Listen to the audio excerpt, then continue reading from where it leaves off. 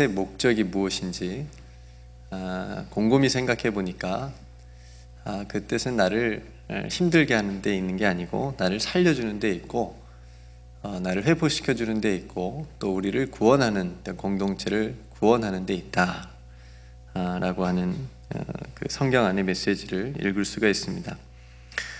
여러분, 하나님께서 에덴 동산에 선악과를 두신 뜻이 무엇이죠? 간혹 지금도 그런 질문을 하시는 분이 있습니다. 왜 괜히 선악과를 만들어 놔가지고 사람을 시험해가지고 그렇게 넘어지게 해서 죄를 짓게 하셨는지 이렇게 질문하신 분이 지금도 아마 있으실 것 같긴 한데, 하나님께서 에덴 동산에 선악과를 두신 뜻은 아담과 하와를, 그러니까 사람을 속박하는 데 목적이 있는 것이 아니고 오히려 그들을 지키고 살리고 보호하는 데 있습니다. 그게 하나님의 뜻입니다. 여러분, 하나님께서 아브라함을 택하시고 부르신 뜻은 무엇이죠? 아브라함만 복을 주시기 위해서인가요? 아니죠. 그로 인하여서 모든 만민이 복을 받기 위해서, 그래서 복의 근원이라고 얘기를 합니다. 하나님께서 요셉을 그 구덩이에서 살리시고 애굽으로 인도하신 뜻이 무엇일까요? 요셉의 인생을 통해서 이스라엘 공동체를 나중에 인도하시고 구원하시기 위해서 요셉을 그렇게 인도를 하신 거죠. 하나님께서 모세를 부르신 뜻은 무엇이죠? 그 연약한 모세를 부르셔서 이스라엘 지도자로 삼으시고 세우신 뜻은 그 이스라엘 노예 상태의 이스라엘을 에게 해방과 자유를 주시기 위함입니다. 그런 뜻이 있습니다. 하나님께서 독생자 예수 그리스도를 보내신 뜻은 무엇이죠? 저와 여러분들을 모든 죄에서 구원해 주시고 자유케 해 주시고 영원토록 우리와 함께 해 주시기 위한 뜻이 있습니다. 예수님께서 제자들과 사도 바울을 택하셔서, 그러니까 여러 믿음의 사람들을 택하셔서 보내신 뜻은 무엇이지요? 그 십자가 복음을 온 세상에 증거하고 전파하라는 뜻이 있습니다. 그러니까 다 살려내는 거죠. 그죠? 구원하는 데 있습니다. 회복해 하는 데 있습니다. 하나님의 뜻은 하나님께서 요나를 택하셔서 니느웨를 구원하신 것처럼 지금 이 시대에도 하나님께서는 그렇게 일하십니다. 무명에 헌신되고 신실한 그리스도인들을 택하셔서 그들을 통해서 그 민족을 구원하시는 것을 보게 됩니다. 그렇게 일하십니다. 그래서 언제나 하나님의 뜻은 선하시고요, 우리들을 살리는 분명한 목적이 있습니다. 그러니까 여러분들을 향한 하나님의 뜻은 여러분들을 살려내는 데 있습니다. 다만 조건이 한 가지 있습니다. 그 뜻에 우리가 순종했을 때입니다. 그래서 그 하나님의 뜻은 우리 개인으로부터 시작돼서 공동체로 나아가게 하고, 그리고 온 세상으로 지경이 넓혀지게 하십니다. 하나님께서 사람 한 사람 한 사람을 부르셔서 그 사람에게만 국한된 게 아니라 그 사람을 통해서 민족이 구원받게 하고 온 인류가 구원받게 되어지는 그런 일들이 성경에 기록되어 있지 않습니까? 그러니까 요셉이 나중에 이런 하나님의 뜻을 깨닫고 이렇게 고백을 합니다. 제가 참 좋아하는 구절이기도 한데요, 창세기 50장 20절 말씀인데, 당신들은 나를 헤아려 했으나 하나님은 그것을 선으로 바꾸사 오늘과 같이 많은 백성의 생명을 구원하게 하시려 하셨나니. 그러니까 요셉이 깨달은 거예요. 자신의 인생이 왜 이렇게 굴곡이 많게 걸어왔는가. 지금 딱 서보니까, 지금 형들 앞에 자신이 딱 서보니까 하나님께서 나를 통해서, 내 인생을 통해서 많은 백성을 구원하시기 위해서 하나님께서 나를 이렇게 인도하셨구나라고 하는 하나님의 뜻을 깨달은 겁니다. 그래서 이렇게 멋지게 고백을 합니다. 성도들 앞에서 제가 잠깐 말씀드렸지만, 불순종과 죄는 그래서 어떤 모습이냐면 하나님의 이러한 선하신 뜻과 반대의 선택과 삶을 살아가는 것을 의미합니다. 아담과 하와가 하나님의 뜻을 어겼고 소돔과 고모라가 하나님의 경고를 무시했습니다. 내가 너희를 벌하겠다. 내가 너무 음란하고 악하다. 거기서 회개를 했어야 되는데 그걸 무시했어요. 끝까지 그냥 먹고 마시고 취하고 그랬습니다. 하나님의 심판이 그 도시에 임하지 않습니까? 이스라엘의 왕들이 교만해서 악한 길로 행했습니다. 하나님의 그 선하신 뜻 그걸 지키지 않고 그 길로 가지 않고 악한 길로 행했습니다. 그래서 벌을 받기도 했고 결국은 멸망당해서 포로가 되어지는 그런 굉장히 안타까운 역사적인 일들을 경험하게 됩니다. 성도 여러분, 아마 우리도 항상 하나님의 뜻이 무엇일까 기도하고 또 그것을 그 뜻대로 살아가기를 아마 간절히 원하실 겁니다. 여러분들이 직면하고 있는 어떤 문제가 있는데 그 문제에 대해서 하나님의 뜻을 굉장히 구하실 겁니다. 이거를 내가 어떻게 무엇을 선택해야 하나님의 뜻일까라고 하는 그런 우리의 고민들이 아마 우리 인생 앞에 아마 계속 끊임없이 펼쳐질 겁니다. 그런 우리가 인생에 당하는 그런 어떤 문제들 앞에서의 하나님의 뜻, 그런 뜻들은 조금 뒤로 제쳐두고 오늘 사도 바울이 본문을 통해서 우리에게 분명한 하나님의 뜻을 우리에게 말씀하고 있습니다. 너무 잘 아는 말씀이죠. 천천히 다시 한번 읽어볼까요? 시작. 항상 기뻐하라. 쉬지 말고 기도하라. 범사에 감사하라. 이것이 그리스도 예수 안에서 너희를 향하신 하나님의 뜻이니라. 이것이 우리를 향하신 하나님의 뜻, 우리를 살려내고 나를 회복해 하고 공동체를 구원하게 하는 하나님의 뜻. 우리는 과연 얼마나 이 하나님의 뜻대로 우리는 지금 살아가고 있습니까?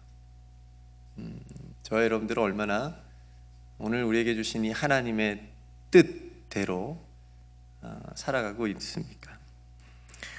하나님의 뜻을 구하며 살지만 우리에게 이미 주어진 이 기뻐하고 기도하고 감사하라라고 하는 뜻 위에 우리는 얼마나 우리의 삶을 그 위에 세워가고 있습니까?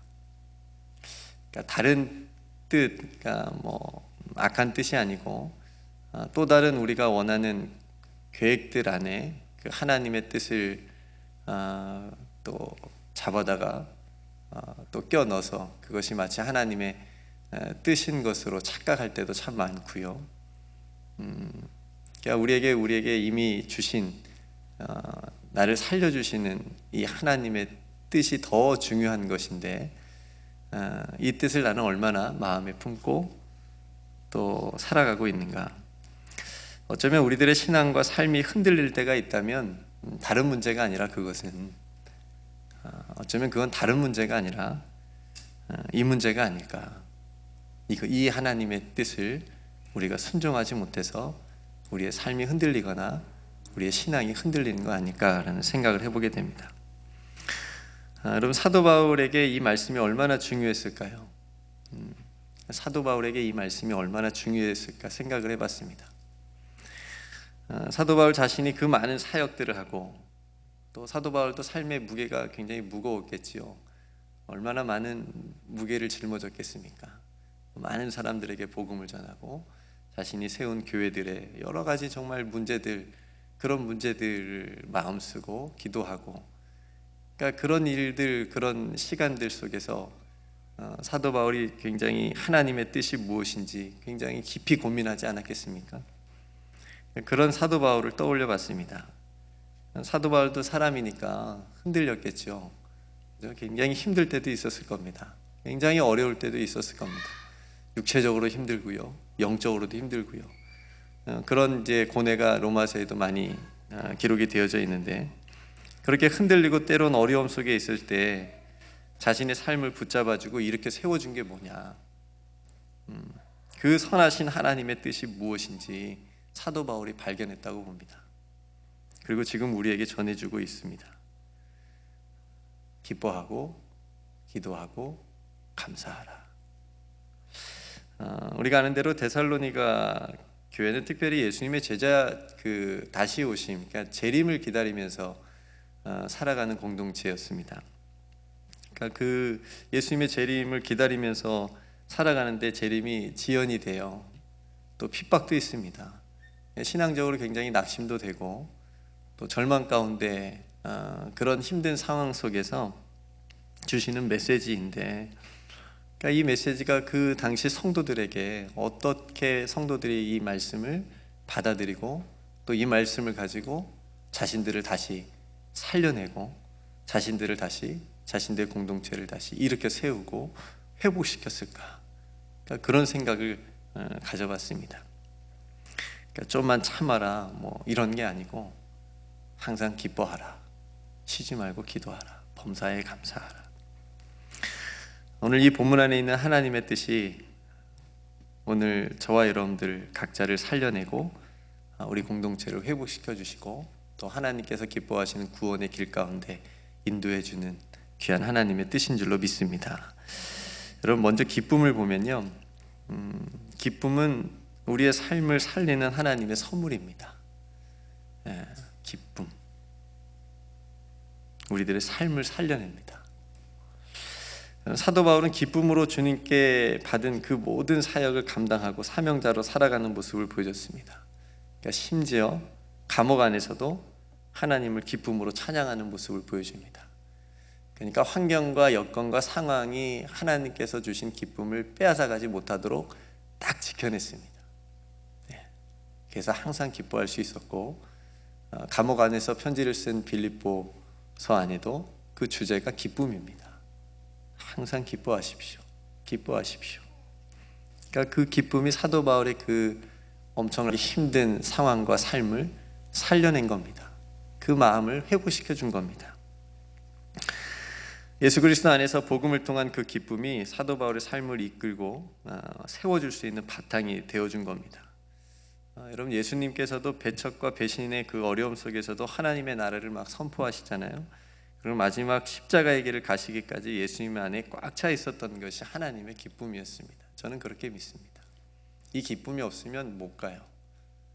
못 갈 것 같아요. 다른 사람들이 돌을 던져도 이 기쁨만 있으면 갈 수 있는데 이 기쁨이 없으면 편안해도 못 가요. 이 길이 그렇습니다. 이 믿음의 길이 그렇습니다.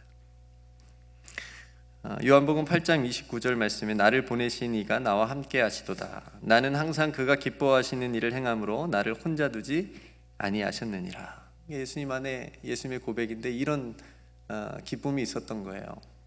나는 하나님께서 기뻐하신 일을 행한다. 우리 아이들이 엄마 아빠가 기뻐하는, 자신들이 뭘 했을 때 기뻐하는 것을 보면 자신들도 기뻐해요. 그러지 않아요? 네. 그러니까 우리들도 마찬가지 아닙니까? 우리도 하나님께서 기뻐하신 일들을 하게 되면 힘들어도 기뻐요. 기쁜 얼굴을 좀 해주세요. 기뻐요. 네. 그 기쁨이 우리 안에 있습니다. 성도 여러분, 우리들도 사도 바울처럼 오직 주님께서 주시는 기쁨, 예수님을 믿는 기쁨. 좀 힘들 수 있죠. 인생이 어려울 때도 있습니다. 내려막길도 있죠. 때때로 안 될 때도 참 많이 있습니다. 내 인생, 내 계획대로 안 될 때 더 많지요. 근데 그것 때문에 하나님을 믿는 기쁨, 예수님의 기쁨을 잃어버리면 정말 많은 걸 잃어버리는 겁니다. 우리가 하나님의 자녀된 기쁨으로 저와 여러분들의 삶을 꽉 채우시기를 주님의 이름으로 축복합니다.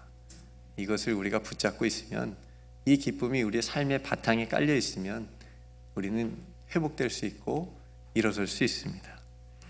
하나님께서는 우리에게 이 하늘의 기쁨으로, 또 예수 그리스도의 기쁨으로 우리들의 삶을 채워주시고 우리들을 회복시켜 주시고 살려주시는 겁니다. 두 번째, 쉬지 말고 기도하라. 여러분, 기도는 우리의 영혼을 살리는 하나님의 선물입니다. 우리의 영혼을 살려줍니다. 여러분, 기도하지 않으면 죽는다 라고 하는 만약에 명제가 있다 그러면 동의하십니까? 네, 기도하지 않으면 죽는다. 이 말은 내가 기도하지 않고는 살 수 없다, 이런 고백인데, 우리가 생명이 이 죽는다라고 하는 표현이 우리가 생명이 끊어지진 않지만 기도하지 않으면 우리의 영혼이 죽어갈 수 있습니다. 성경에서 죽음이라고 하는 것이 육신의 생명이 끊어지는 것만을 의미하는 것이 아니니까 우리가 하나님으로부터 멀어지고 하나님으로부터 단절되는 것, 이것이 이제 영적인 죽음이라고 얘기를 합니다. 그러니까 기도를 잃어버린다는 건, 내가 하나님 앞에 기도하지 않는다는 건, 그렇게 살아간다는 건 우리가 하나님과의 관계 속에서 하나님 없이도 살 수 있다라고 굉장히 심각한 교만이라는 질병에 빠진 겁니다. 그래서 우리는 이 기도를 통해서 우리의 영혼이 죽지 않도록 우리를 살려주는 굉장히 중요한 선물인 겁니다. 한마디로 기도는 언제든지 하나님께로 갈 수 있는 다리이자 통로입니다. 그래서 여러분, 아바 아버지라고 부르기만 하면 하나님께서 우리의 영혼에 찾아오셔서 말씀해 주십니다. 아바 아버지, 하늘에 계신 우리 아버지요. 그냥 이렇게 고백만 해도 하나님께서 들어주십니다. 믿으십니까? 그래, 이걸 믿어야 기도할 수 있습니다. 여러분, 한번 생각해 보시겠어요? 여러분들에게 열흘 동안 음식을 먹지 말라고 하는 것이 어렵겠습니까? 열흘 동안 기도하지 말고 살라라고 하는 게 어렵겠습니까? 생각할 시간을 드리는 겁니다. 그러니까 열흘 동안 뭐 먹지 말고 그냥 아무것도 먹지 말고 있어 보십시오. 금식하라는 얘기죠. 그러니까 열흘 동안 금식이 어렵겠습니까? 열흘 동안 기도하지 말고 살아보십시오. 뭐가 더 어렵겠습니까? 네. 네. 육체적으로 그럴 것 같습니다. 우리가 다시 한번 생각해 보시면, 내가 열흘 동안 기도하지 않고 사는 게 가능할까? 근데 대부분 그렇게 많이 사는 것 같아요. 네. 열흘 동안 기도하지 않고 사는 게 더 어려워야 됩니다. 네. 그게 더 어려워야 우리가 살 수 있습니다. 그렇게 어렵게 느껴져야 될 것 같습니다.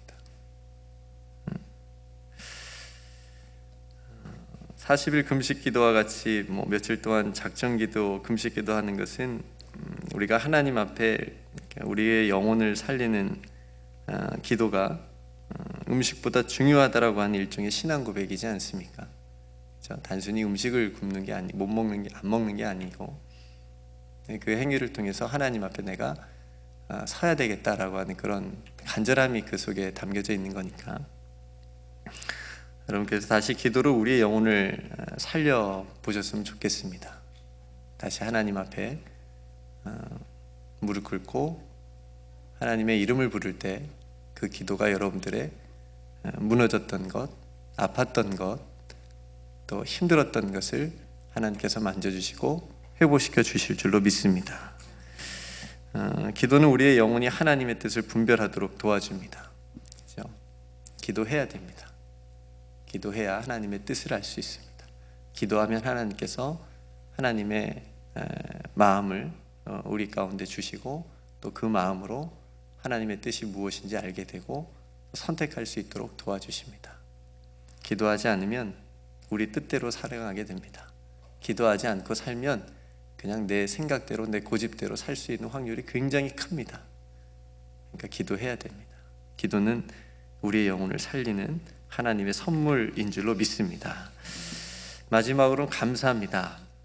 감사는 우리의 마음을 살리는 하나님의 선물입니다. 우리의 마음을 살립니다.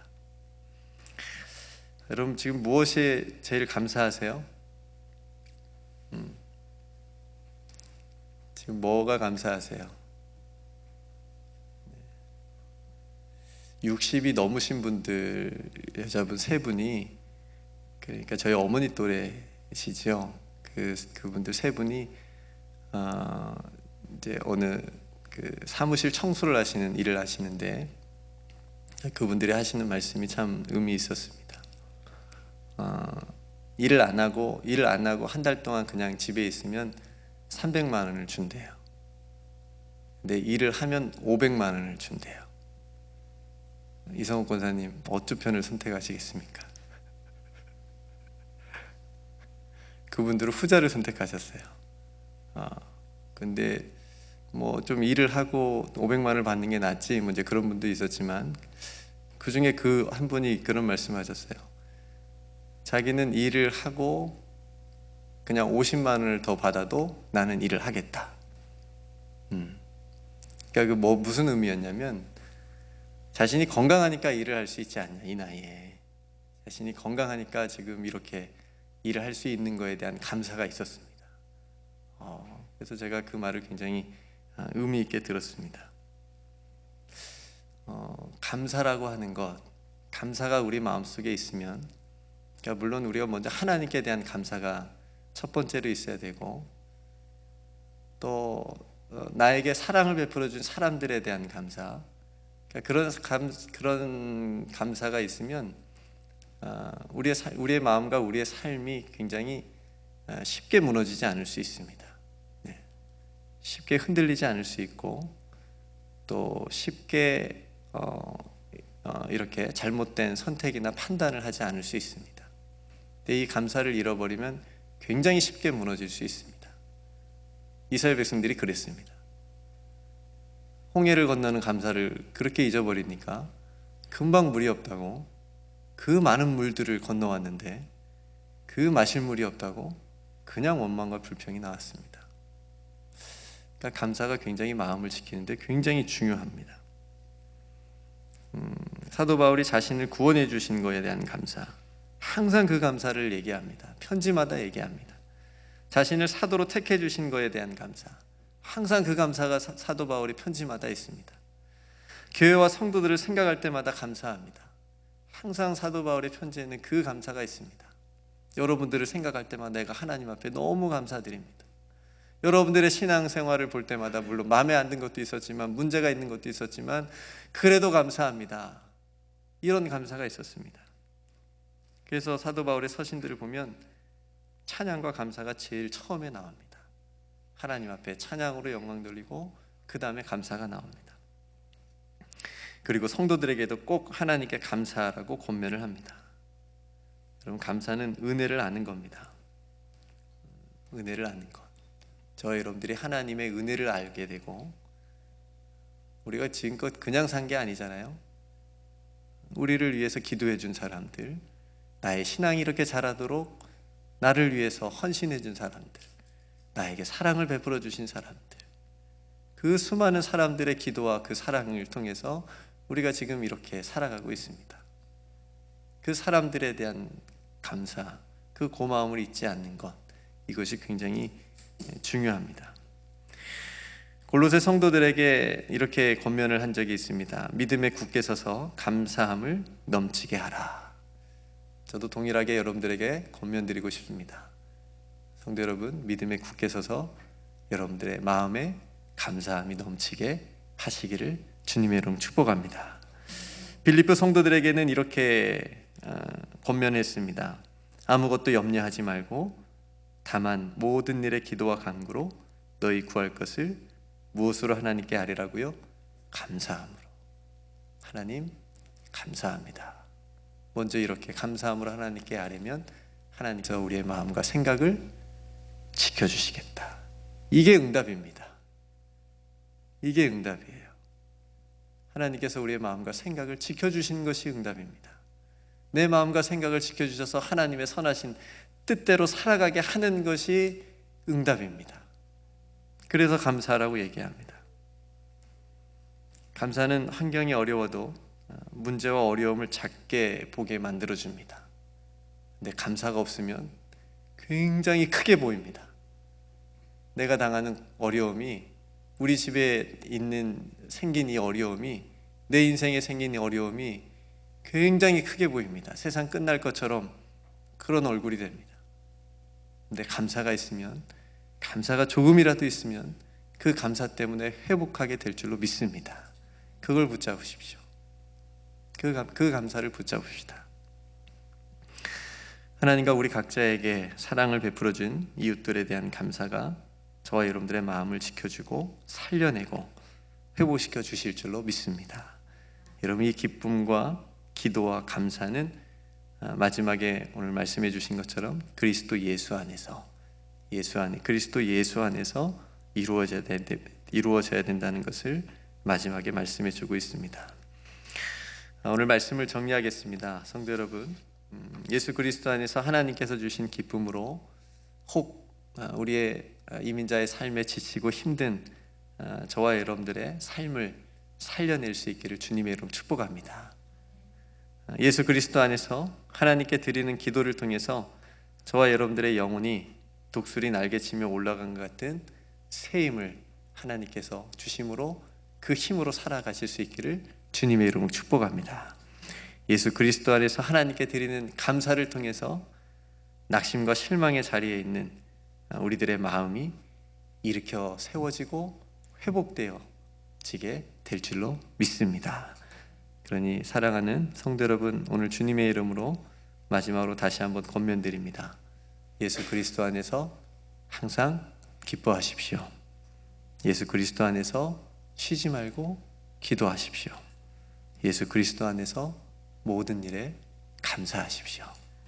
이 기쁨과 감사와 기도가 저와 여러분들을 살려내고 우리 가정과 우리 공동체를 살려내는 하나님의 분명한 뜻인 줄로 믿습니다. 함께 기도하겠습니다. 은혜로우신 아버지 하나님, 오늘 우리들을 향하신 하나님의 뜻, 그 하나님의 뜻을 우리가 함께 나누었습니다. 항상 기뻐하고 쉬지 말고 기도하고 범사에 감사하라. 하나님, 우리들의 삶이 이 하나님의 선하신 뜻 위에 세워져 가고 건축되어져 가게 하여 주시옵소서. 기쁨으로 우리의 삶을 회복시켜 주시옵시고, 기도로 우리의 영을 살려 주시옵시고, 감사함으로 우리의 마음과 생각을 지켜 주시옵소서.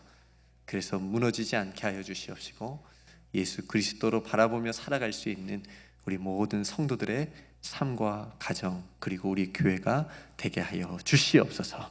모든 것 하나님께 감사드리며 우리를 사랑하여 주시는 우리 구주 예수 그리스도의 이름으로 간절히 기도드리옵나이다. 아멘.